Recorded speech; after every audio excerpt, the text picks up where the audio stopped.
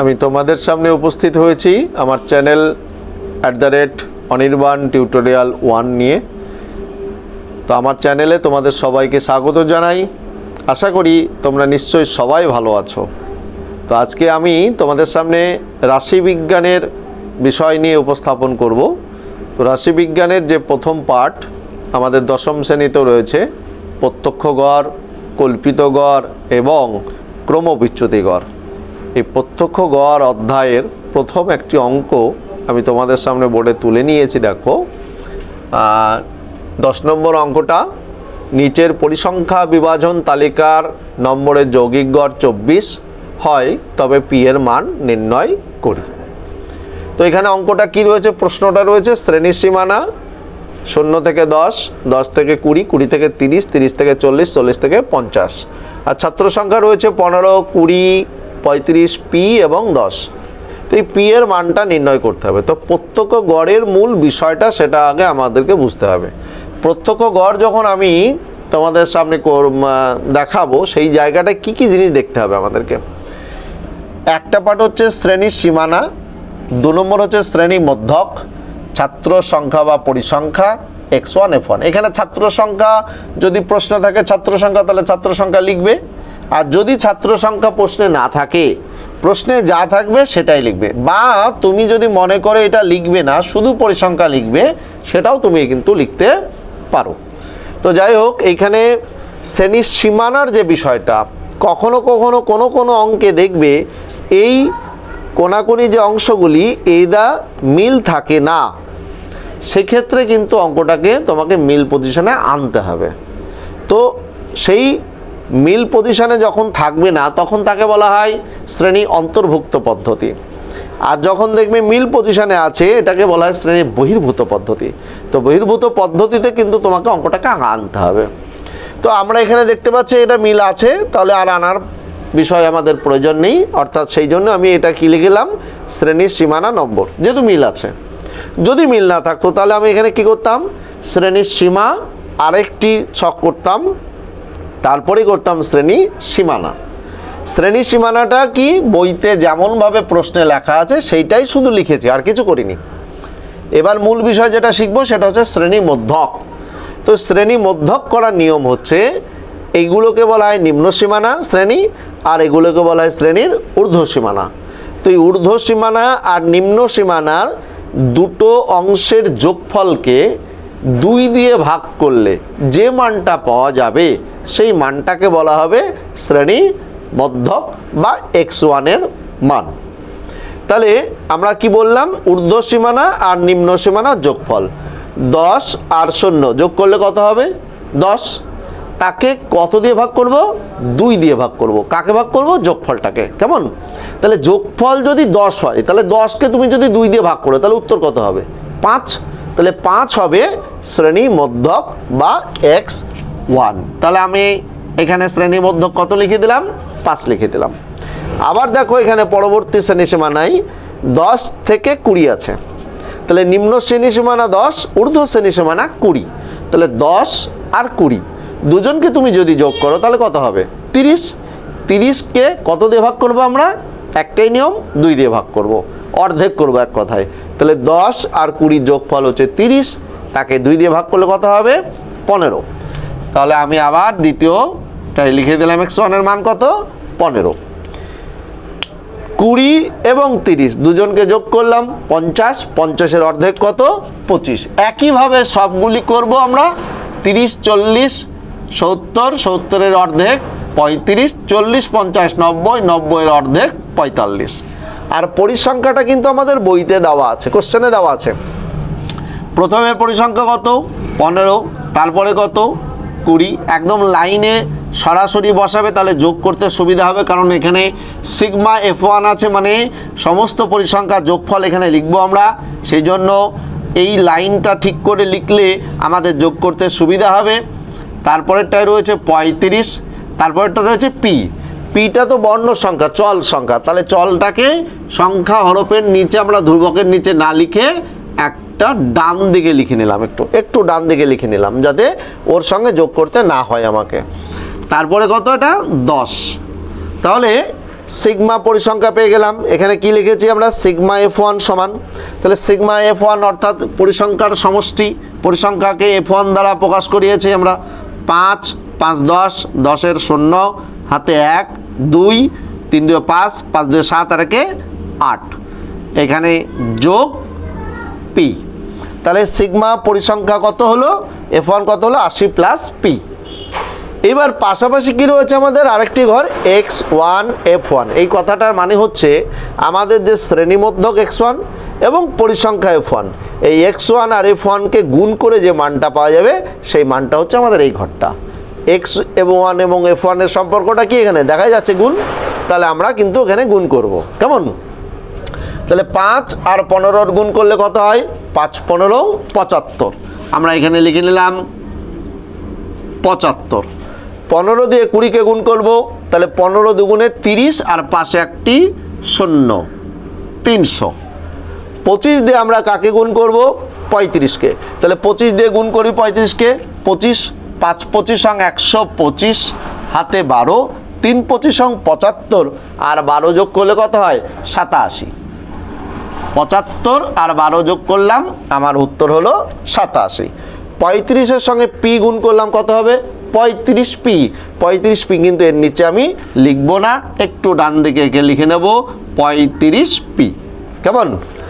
আর 45কে 10 দিয়ে যদি গুণ করি তাহলে কত হবে, শূন্যটা বসিয়ে নিলে 1 দিয়ে গুণ 45, শূন্যটাকে বসিয়ে নিলাম, 1 দিয়ে 45কে গুণ করলে হলো 450, কেমন? তাহলে আমরা এই যে এখানে লিখেছি আমরা সিগমা x1 F1, মানে সিগমা x1 F1 মানে x1 F1 এর সমষ্টিটাকে এখানে আমরা লিখে নেব। যোগ করি আমরা, তাহলে 5 5 10 0 হাতে 1 7 আর 1 8 8 7 15 15 আর 5 20 হাতে 2 3 2 5 8 5 13 13 আর 4 17 যোগ 35 পি। তো আমাদের এইখানে যেহেতু একটা চল সংখ্যা আছে সেহেতু সরাসরি আমাদের পূর্ণাঙ্গ ধ্রুবক কিন্তু আমরা পেলাম না। আর আমাদের যৌগিক গড়ের উত্তরটা কিন্তু এই প্রশ্নে বলা আছে, কত বলা আছে, 24। তাহলে যৌগিক গড় বের করতে গেলে আমাকে কি করতে হয়, প্রত্যক্ষ গড়ে x বার যৌগিক গড়, এই যৌগিক গড় x বার যদি বের করতে হয় তাহলে কি করতে হয় আমাদেরকে, না সিগমা x1 F1 এর মানটাকে সিগমা F1 এর মান দিয়ে ভাগ করতে হয়, তাহলে কি পাওয়া যায়, আমাদের x বার পাওয়া যায়। তাহলে x বারের মান যেহেতু দেওয়া আছে আমাদের, তাহলে কি লিখবো আমরা এখানে, শর্ত মতে sigma x1 F1 by sigma F1 equal x bar. তাহলে এই যে সূত্রটা আমরা এখানে লিখলাম, এই সূত্রর মান বসাবো, 1700 plus 35p by 80 plus P সমান x বার কত বলা আছে আমার প্রশ্নে, 24 বসিয়ে দিলাম। যদি কখনো এই ধরনের প্রত্যক্ষ গড়ে অঙ্কে দেখা যাচ্ছে যৌগিক গড় দেওয়া নেই, তখন শুধুমাত্র এই সিগমা x1 F1কে সিগমা F1 দিয়ে তুমি যদি ভাগ করে দাও তাহলে তুমি উত্তরটা কিন্তু পেয়ে যাবে, কেমন? কিন্তু এই অঙ্কটাই দেখা যাচ্ছে যৌগিক গড় দেওয়া আছে এবং একটা চল সংখ্যা দেওয়া আছে, তাহলে কিন্তু আমাকে সমাধান করে অঙ্কটাকে আনতে হবে, কেমন? তাহলে সমাধান করি আমরা এবার এটাকে। তাহলে 24 দিয়ে এটাকে গুণ হবে, তার আগে আমরা 1700 যোগ 35p লিখে নিলাম, 24 গুণিত 80 যোগ পি, এপারে ভাগ ছিল ওপারে গিয়ে গুণ হয়ে গেল, পক্ষান্তর করে নিলাম। 1700 যোগ 35p সমান 24 দিয়ে 80কে যদি গুণ করি, গুণ করার নিয়মটা কি, শূন্যটাকে বসিয়ে নিলাম, দিয়ে 8 দিয়ে গুণ করছি, 4 আসতে 32 2 হাতে 3 8 দুগুণে 16 আর 3 19, আবার 24 দিয়ে পিকেও গুণ করব, তাহলে কত হবে, 24p। এই অবস্থায় আমরা কি করব, এটা ধ্রুবক এটা চল, এটা ধ্রুবক এটা চল, তাহলে এই ধ্রুবকের সঙ্গে চলে কিন্তু যোগ হবে না, এটাও যোগ বিয়োগ হবে না, তাহলে আমাকে কি করতে হবে, পক্ষান্তর করতে হবে, কারণ পি এর সঙ্গে এটা যোগ করা সম্ভব নয় বা যায় না। তাহলে আমাকে কি করতে হবে, এই জায়গাটায় 35p লিখলাম, ওপার থেকে সমান চিহ্নের ওপার থেকে 24pকে নিয়ে আসবো, তাহলে প্লাস আছে, এপারে নিয়ে আসলে আমার হয়ে যাবে -24p। ওপারে কে আছে, ধ্রুবকে 1920, ওকে আগে লিখে নিলাম, নেওয়ার পরে এপারের যে ধ্রুবক 1700 সেটাকে নিয়ে যাব, তাহলে ওই জায়গাটা কি হবে বিয়োগ 1700। তাহলে এই জায়গাটায় যদি আমরা বিয়োগ করি 4 কত হলে 5 হয় 1 হলে, 2 কত হলে 3 হয় 1 হলে, 11 পিস সমান বিয়োগ করলাম 2, 7 কত হলে 9 হয় 2 হলে, 1 1 মিলে গেল। তাহলে 11 পিস সমান কত 220। তাহলে 11 দিয়ে 220কে আমরা কি করবো এই জায়গাটায় পি সমান সমান 220/11, 11 দুগুণে 22। তাহলে পি এর মান কত হলো 20। তাহলে আমাদের প্রশ্নটা কি বলেছিল পি এর মান নির্ণয় করো। তাহলে উত্তরটা কি লিখবো আমরা, নির্ণেয় পি এর মান 20। তাহলে এইরকম ভাবে কিন্তু আমরা প্রত্যক্ষ গড় এর অঙ্কগুলো করতে পারি। কেমন? এছাড়াও পরবর্তী যে অঙ্ক আমাদের কল্পিত গড়, সেই কল্পিত গড়ের অঙ্ক নিয়ে তোমাদের সামনে আসছি আমি। আমরা রাশিবিজ্ঞানের পরবর্তী আরেকটি পদ্ধতি কল্পিত গড়, এই কল্পিত গড় পদ্ধতিতে গড় কিভাবে নির্ণয় করতে হয় সেই অঙ্কটা নিয়ে তোমাদের সামনে উপস্থিত হয়েছি। এবং আমি এখানে একটা অঙ্ক তুলে নিয়েছি। শ্রেণীর সীমানা 0 থেকে 40, 40 থেকে 80, 80 থেকে 120, 120 থেকে 160, 160 থেকে 200 এবং পরিসংখ্যাগুলি দেওয়া আছে। তা আমি এখানে একটা ছক তোমাদের তুলে নিলাম। সেই শ্রেণীটা শ্রেণীর সীমানা একটা, শ্রেণী মধ্যক একটা, এইখানে একটা ঘর বৃদ্ধি পেয়েছে। প্রত্যক্ষ ঘরে এই ঘরটা ছিল না, কল্পিত ঘরে যখন করছি তখন এই ঘরটা একটা এক্সট্রা ঘর বৃদ্ধি পেল। আর পরিসংখ্যাটাও ছিল, এখানে ছিল x1 f1, এখন হচ্ছে সেটা d1 f1। কেন হলো না, তখন এই d1 এর ঘরটা যখন ছিল না তখন ছিল x1 আর f1, তখন এখানে ছিল x1 f1।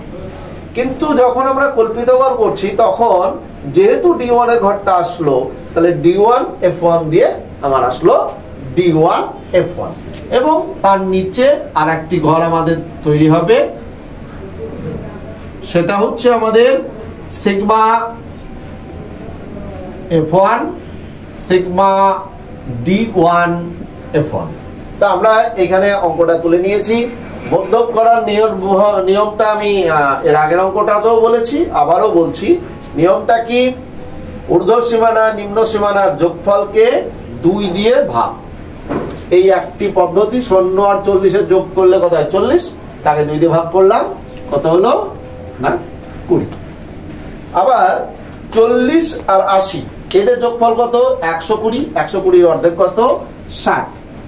এটা যেমন একটা পদ্ধতি, এটা ছাড়াও আর একটি পদ্ধতিতে আমরা শ্রেণী মধ্যক বের করতে পারি। যেমন পদ্ধতিটা কি না, এদের দুজনকে যোগ করে করছিলাম আমি, এদের দুজনকে বিয়োগ করেও কিন্তু করতে পারি আমরা। যে 120 আর 80 বিয়োগ কত 40, 40কে 2 দিয়ে ভাগ করলে কত হয় 20।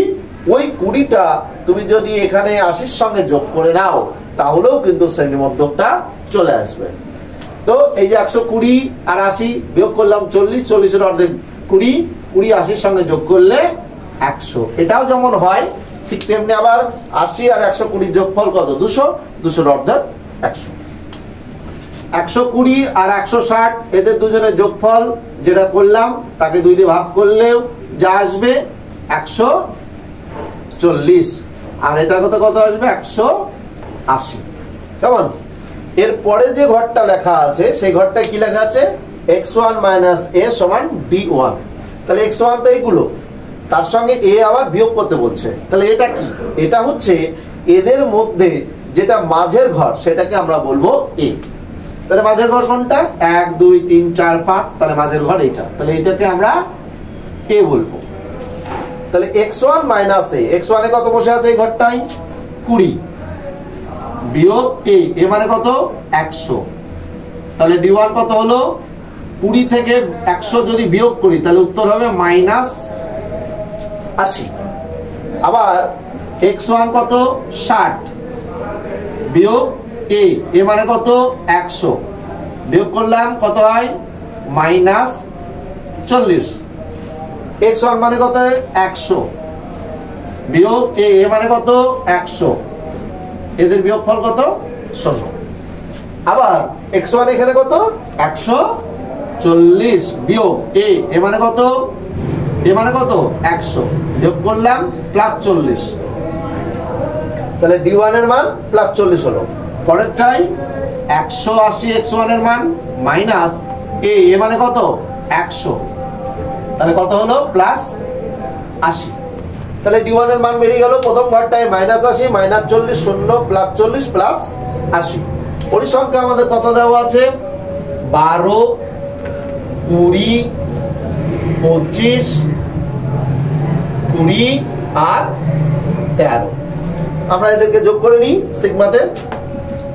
2 5 2 7 আর 3 10, হাতে 1 2 4 6 8 এটাকে 9, কত পেলাম 90। D1 F1 মানে কি, D1 এর যে ঘরটা তৈরি হয়েছে সেই ঘরটার সাথে F1 এর ঘর গুণ করে বসাতে হবে আমাকে। তো এখানে কত আছে, প্রথমে মাইনাস আছে, -80 কে 12 দিয়ে গুণ করতে হবে। তাহলে -80 কে কিভাবে গুণ করব, শূন্যটা বসিয়ে নিলাম, 8 12 96, যেহেতু অঙ্কটা মাইনাস তাহলে গুণফলও হবে মাইনাস।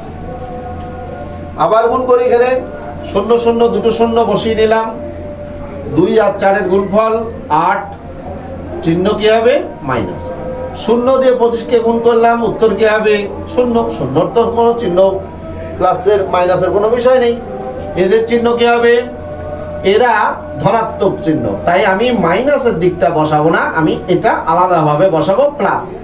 প্লাসে কত না 0 0 4 দুগুণে 8, এটা +800, আর এটা কত 0 8 তারং 104, তাহলে 104 1040, 24 হাতে 2 8 8 আর 2 10।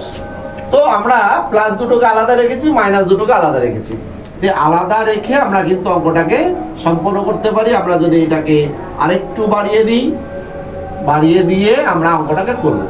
যোগ দুটোকে আগে করে নিই, 0 4 8 1, কত হলো 1840, আর বিয়োগ দুটোকে একসঙ্গে যদি করি তাহলে কত দাঁড়ায় 0 6 8 9 1700, তাহলে প্লাস 1840 থেকে 1760 যদি বাদ দিই তাহলে উত্তর হবে 6 কত হলো 14 8 6 14, হাতে 1 8 8 মিলে গেল, তাহলে সিগমা D1 F1 এর মান কত হলো 80। তো আমরা এখানে আমরা ডি বার প্রথমে বের করব। কি বার বের করব, ডি বার।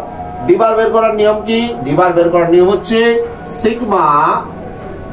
সিগমা D1 F1 কে আমরা F1 দিয়ে ভাগ করলে ডি বার পাওয়া যায়। তাহলে ডি বারের মান উপরে 80 নিচে 90, কাটাকাটি করলে 0 0 যদি আমি কাটি তাহলে উত্তর হবে 8/9, কত হলো 8/9। তাহলে ডি বারের মান বের হলো 8/9, কিন্তু আমাদের উত্তর কি দরকার, উত্তর দরকার এক্স বার। এক্স বারের সময় এক্স বারের নিয়ম কি, কল্পিত করে, কল্পিত করার নিয়ম হচ্ছে a plus D bar, a plus D bar. তাহলে এর জায়গায় কত বসে আছে গো, এর জায়গায় আমাদের কাছে রয়েছে 100 যোগ ডি বারে কত 8/9, তাহলে কত হলো 9 লসাগু 900 যোগ 8, তাহলে 908/9 আমরা ভাগ করে দেবো।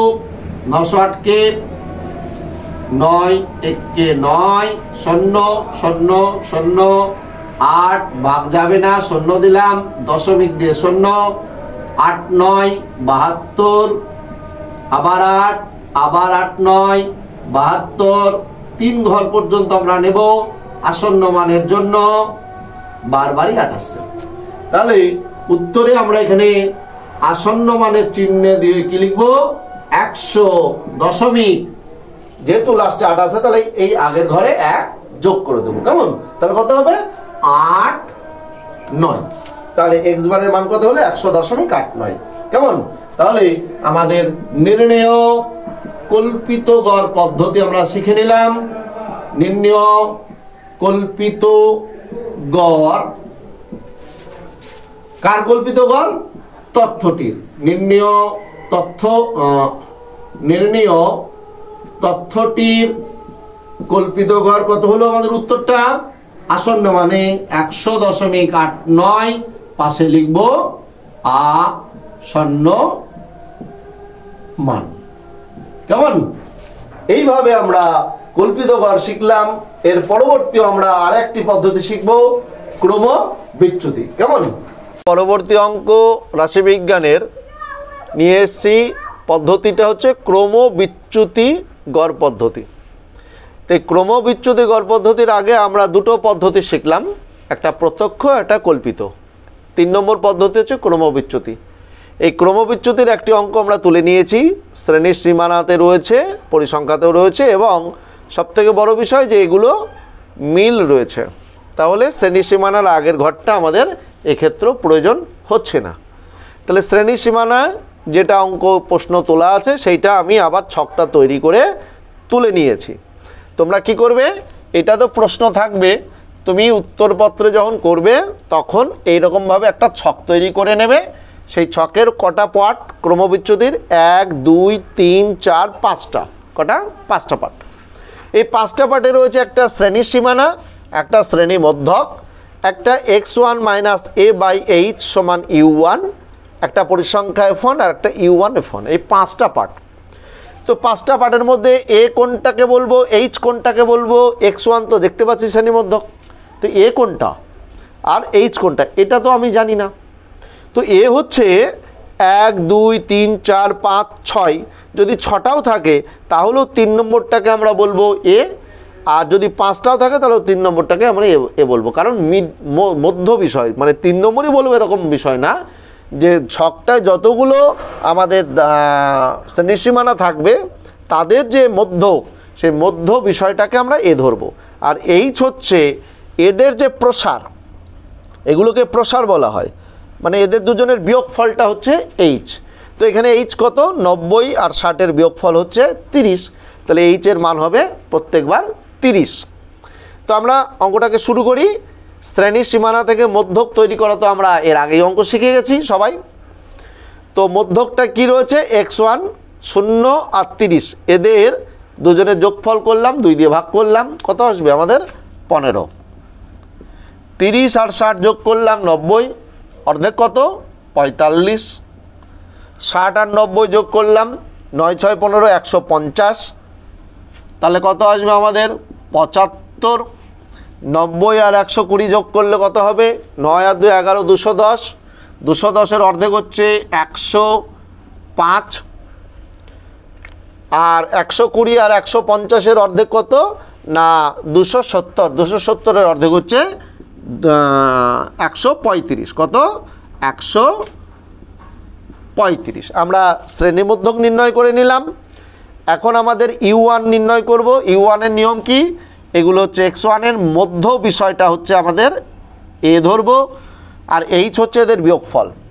তাহলে x1 - a/h, মানে h দিয়ে ভাগ করতে হবে। তাহলে x1 - a, x1 কত? 15, ছোট করে লিখলাম। a মানে কত? 75, ছোট করে লিখলাম, বাই h। h হচ্ছে এদের যে বিয়োগফলটা, সেটা হচ্ছে আমাদের h। কত? এদের বিয়োগফল কত? 30। তোমরা নিশ্চয়ই দেখতে পাচ্ছ 30। আমরা মানটা এবার মুখে মুখে করে নেব। তাহলে -75 থেকে আমি যদি 15 + 15 বাদ দিই তাহলে হয় -60। -60-কে 30 দিয়ে ভাগ করলে হয় -2। -60-কে 30 দিয়ে ভাগ করলে কত হবে? -2। একইভাবে আবার লিখবো আমরা, x1 মানে কত? 45, a মানে কত? 75, বাই কত? 30। এই সবসময় 30 হচ্ছে। তাহলে -75টা বেশি, +45টা আমাদের কিন্তু কম রয়েছে। তাহলে -75 থেকে +45 বাদ দিলাম। তাহলে -75 থেকে 45 বাদ দিলে কত হয়? 30।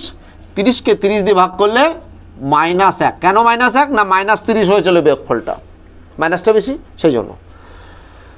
হচ্ছে 75 বিয়োগ 75 বাই 30, তাহলে কত হলো? 75 থেকে 75 বাদ দিলে কত হয় গো? 0। তা 0-কে 30 দিয়ে ভাগ করলে কি হবে? 0ই হবে। কেমন? তাহলে u1-এর মান বেরিয়ে যাচ্ছে। তারপরে x1 কত? না 105 বিয়োগ আমাদের এ কত? না 75 বাই h কত? 30। তাহলে ভাগ করি।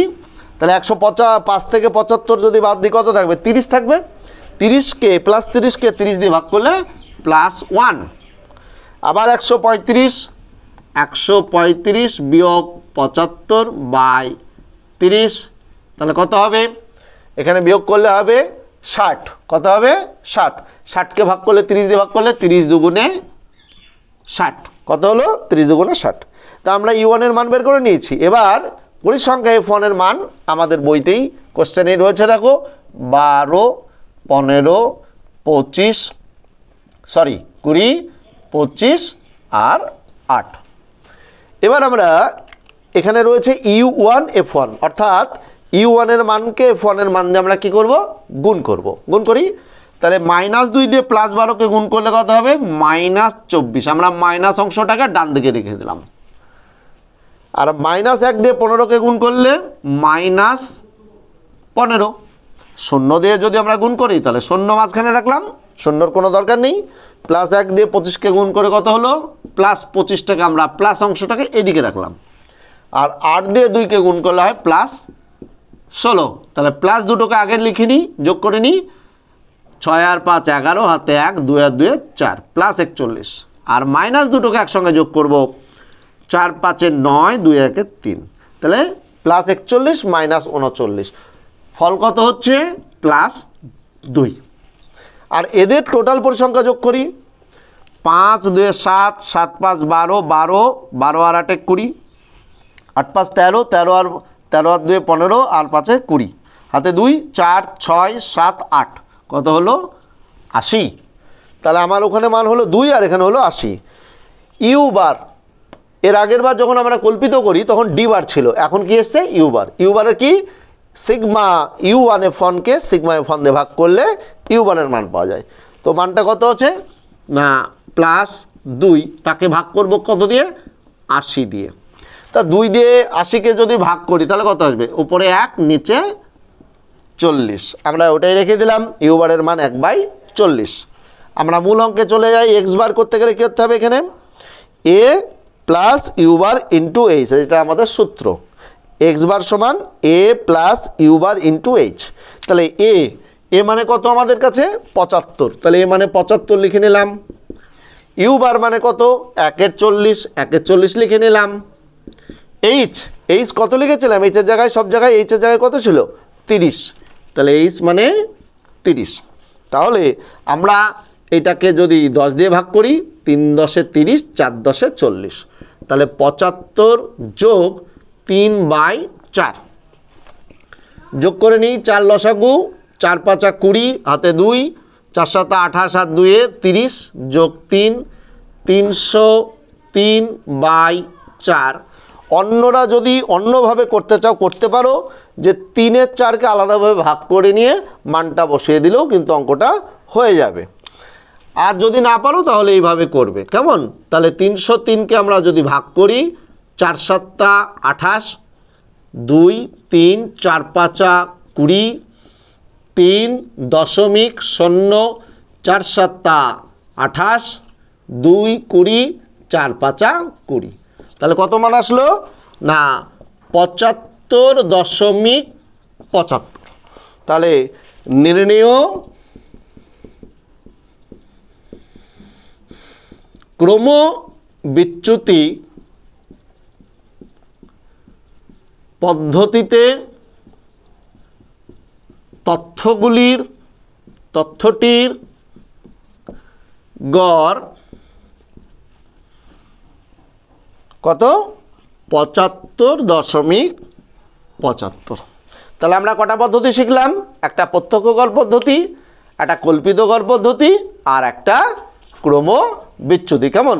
তো আমার চ্যানেলকে তোমাদের যদি ভালো লাগে তাহলে অবশ্যই সাবস্ক্রাইব করবে, লাইক করবে এবং কমেন্ট অবশ্যই করবে। এই ধরনের অঙ্ক যদি আমার চ্যানেলে আরও দেখার প্রয়োজন মনে হয় অবশ্যই কমেন্টে লিখতে ভুলবে না। অবশ্যই তোমরা ভালো থেকো, অনেক ধন্যবাদ।